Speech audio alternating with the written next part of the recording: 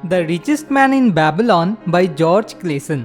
इस all time best selling financial classic book में author ने हमारे साथ दो दोस्तों की एक कहानी शेयर किया है, जिनमें से एक है बंसीर जो घोड़ा गाड़ी बनाता था और दूसरा था कोबी जो कि एक म्यूजिशियन था।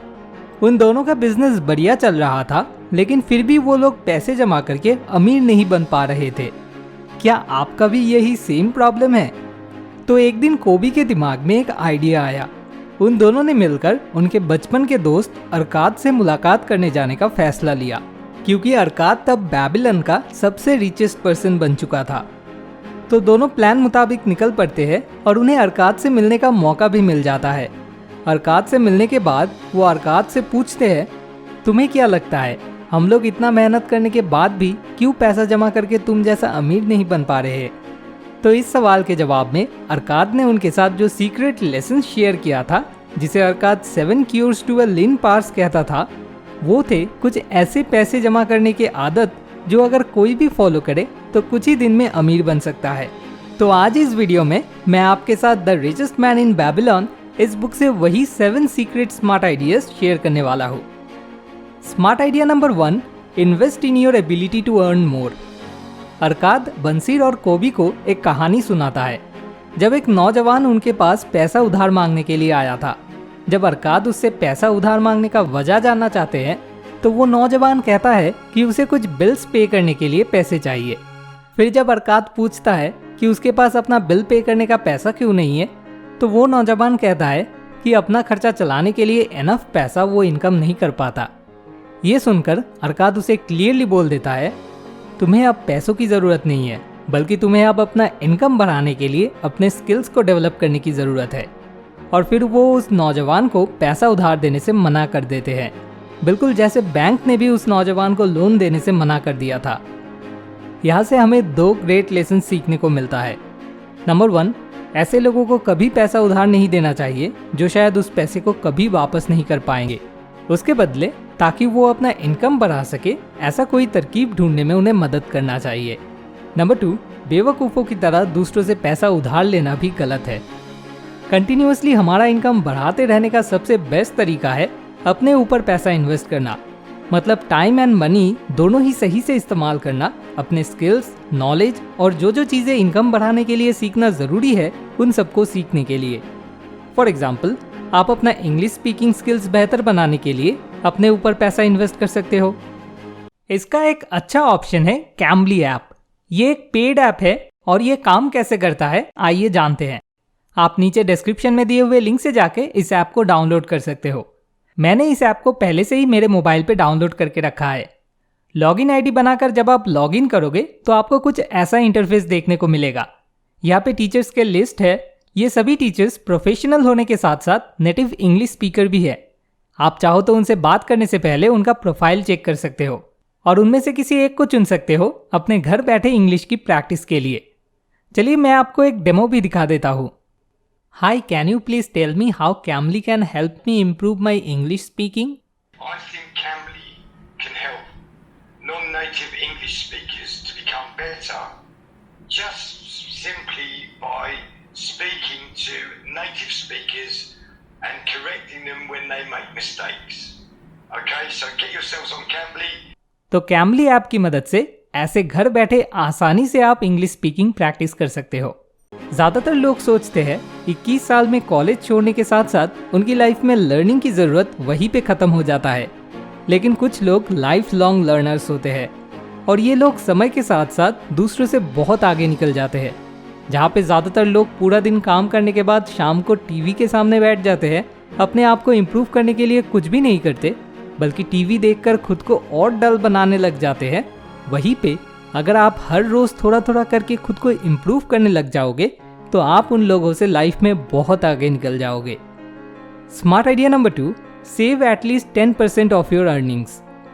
एक टाइम था जब अरकाद की हालत भी बिल्कुल बंसीर और कोबी के जैसा था। अरकाद उन दोनों को बताता है कि एक टाइम था जब अरकाद भी एक स्क्राइब का काम करता था, लेकिन अमीर नहीं बन पा रहा था। तो तब उसने एक अमीर आदमी से एडवाइस मांगा था। एक बेहतरीन क्ले इंस्क्रिप्शन बना देने के बदले में उस अमीर आदमी ने अरकाद के साथ अमीर होने के सीक्रेट शेयर किया था। उसमें से सबसे खास जो सीक्रेट था वो अमीर आदमी तभी जाके धीरे धीरे अमीर बनने लगा था जब उसने तय कर लिया था कि हर महीने वो जितना पैसा इनकम करेगा उसमें से एक पार्ट वो सबसे पहले अपने आप को पे करेगा। महीने के शुरू में ही एक भी पैसा खर्च करने से पहले वो अपने लिए एक पार्ट अलग करके रखेगा, जो कि हर कोई चाहे तो फॉलो कर सकता है। इसलिए महीने के शुरू में ही जब आपको सैलरी मिलेगा तो सबसे पहले आपको उसमें से एटलीस्ट 10% अपने लिए अलग से सेव करके रख देना होगा। ऑथर कहते हैं कि अगर आप अपने इनकम में से बस 10% शुरू में ही सेव करके अलग से रख देते हो तो उससे आपको पूरा महीने का खर्चा चलाने में कुछ खास मुश्किल नहीं होगा और धीरे धीरे आप उस हिसाब से आसानी से मैनेज भी कर लोगे। और अब तो ताकि महीने के शुरू में आप ये बात भूल ना जाओ, इसलिए आप काफ़ी सारे तरकीब अपना सकते हो। आप चाहो तो रिकरिंग डिपॉजिट या SIP चालू करके हर महीने के शुरू में ही अपने बैंक अकाउंट से पैसा ऑटोमेटिकली डिडक्ट करके अलग से सेव कर सकते हो। Smart idea number 3, spend less than you make. ये तो कॉमन सेंस ही कहता है, लेकिन कॉमन सेंस ही सबसे अनकॉमन बन चुका है।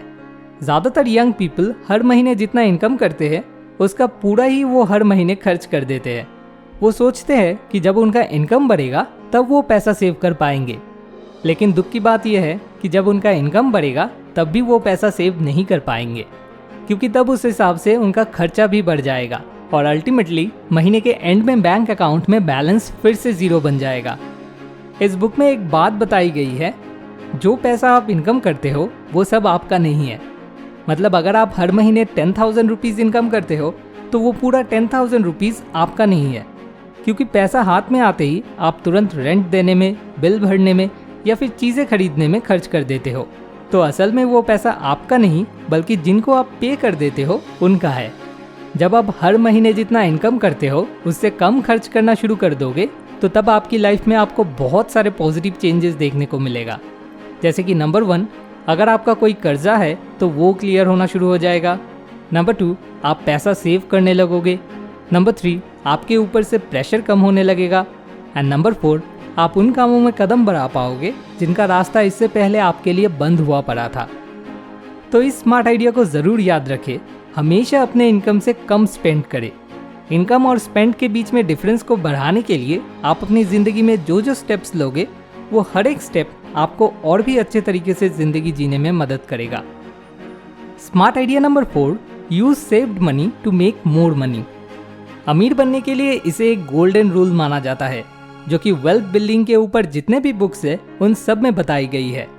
हर एक पैसे को आप एक छोटा सा सोल्जर की तरह सोच सकते हो। हर रोज जिनका मिशन है उनके ही जैसे और भी सोल्जर्स को कैप्चर करना और फिर उन्हें भी अपने साथ लेकर और भी ज़्यादा सोल्जर्स को कैप्चर करना। ज़्यादातर लोग अपना ज़्यादातर पैसा ऐसी चीज़ों के पीछे खर्च कर देते हैं जो समय के साथ साथ या तो जंग लग जाता है या फिर सड़ जाता है या फिर पूरी तरह से ख़राब हो जाता है, जिससे उन चीज़ों का वैल्यू ज़ीरो बन जाता है। जैसे कि घर, गाड़ी, कपड़े या इलेक्ट्रॉनिक गैजेट्स। इन सब चीज़ों के पीछे पैसा खर्च करके आप दूसरों को अमीर बनाने की काम कर रहे हो। और जो समझदार लोग हैं वो क्या कर रहे हैं, वो जितना हो सके अपना पैसा सेव करके उसे ऐसी जगह पर इन्वेस्ट करने की कोशिश कर रहे हैं जिसे और ज़्यादा पैसा इनकम हो सके। जनरली वो ऐसी चीज़ों में इन्वेस्ट करते हैं जिनके बारे में उन्हें अच्छा खासा नॉलेज है या फिर वो उसमें एक्सपर्ट है। जैसे कि एक बास्केटबॉल प्लेयर और भी नए नए बास्केटबॉल लेसन सीखने के लिए पैसा इन्वेस्ट करता है। एक बिजनेसमैन अपना कोई एक नया छोटा बिजनेस शुरू करने में खर्च करता है जिससे कि उनका इनकम और बढ़े। वॉरेन बफेट ने बचपन से ही ये चीज़ किया था। वो बचपन में एक शॉप से सोडा खरीद के समर के टाइम पे उन्हें दुगने दामों में बेचते थे। ऐसे धीरे धीरे पैसा सेव करके फिर उस पैसे से वो कुछ पिनबॉल मशीन्स खरीद लेते हैं और शहर के कई रेस्टोरेंट्स में उन मशीन्स को सेटअप कर देते हैं। वहाँ से जो भी प्रॉफिट होता था उसे वो रेस्टोरेंट ओनर के साथ 50-50 शेयर में बांट लेते थे। ऐसे धीरे धीरे वो बड़े से बड़े बिजनेस की तरफ कदम बढ़ाने लगे और आज वो दुनिया के तीसरे सबसे अमीर इंसान बन चुके हैं।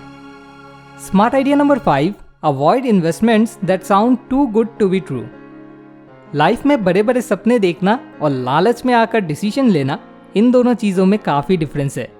हाँ, ये सच है कि सिर्फ 10,000 रुपीज़ से शुरू करके आप करोड़ों रुपीज़ का भी बिजनेस खड़ा कर सकते हो। इससे पहले बहुत लोगों ने ये किया भी है, लेकिन इसका मतलब ये नहीं कि कोई आके आपसे कहे कि बस एक बार 10,000 रुपीज़ दो और उसके बदले तुम्हें 1 करोड़ रुपीज़ मिलेगा और आप उस पर यकीन कर लो। ऐसी चीज़ें ऑलमोस्ट सभी स्कैम होते हैं। दुनिया के बिलियनियर इन्वेस्टर्स जैसे कि सैम वॉल्टन या वॉरेन बफेट, ये लोग अपने इन्वेस्टमेंट डिसीजंस में बहुत ही कंजर्वेटिव है। ये लोग एक छलांग में हाई रिस्क लेके पेड़ के बिल्कुल ऊपर तक चढ़ने से ज़्यादा धीरे धीरे लो रिस्क लेके चढ़ना ज़्यादा पसंद करते हैं। इसलिए जब कोई आपको ऐसे किसी स्कीम के बारे में बता रहा है जो आपको मैजिक की तरह रिटर्न देने वाला है, तो थोड़ा सतर्क रहिए। हमेशा ना हो, लेकिन ज़्यादातर ऐसे केसेस स्कैम ही होते हैं। ऑथर ने और भी सावधान किया है कि अगर आप अपना पैसा ऐसे किसी बिजनेस में इन्वेस्ट करते हो जिसके बारे में आपको कोई नॉलेज नहीं है, या फिर जिन लोगों के भरोसे आप वो पैसा इन्वेस्ट कर रहे हो वो लोग बिल्कुल भी एक्सपर्ट नहीं है, तो आप अपना पैसा गंवा दोगे। फॉर एग्जाम्पल, मान लेते हैं आपको रियल एस्टेट बिजनेस के बारे में कुछ नहीं पता, तो आपके लिए रियल एस्टेट बिजनेस में पैसा इन्वेस्ट करना कुछ अंधेरे में तीर चलाने जैसा होगा, क्योंकि ऐसे में आपका मिसलीड या मिसगाइडेड होने के चांसेस बहुत ही ज़्यादा है। इसलिए किसी भी बारे में सिर्फ उनसे ही एडवाइस लीजिए जो कि उस चीज़ में एक्सपर्ट हैं।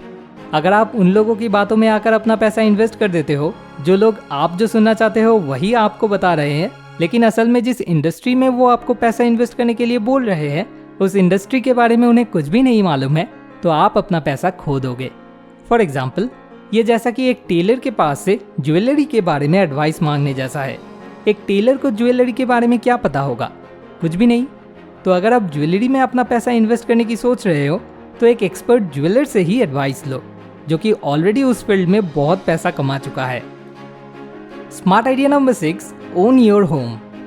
इस बुक में ऑथर ने हमें एडवाइस किया है कि हम जिस घर में रहते हैं वो घर हमारे अपने नाम पे हो, ताकि सिर्फ खर्चा कम हो इसलिए नहीं, बल्कि साथ साथ जिंदगी में एक चैन और सुकून मिलने का भी जगह हो।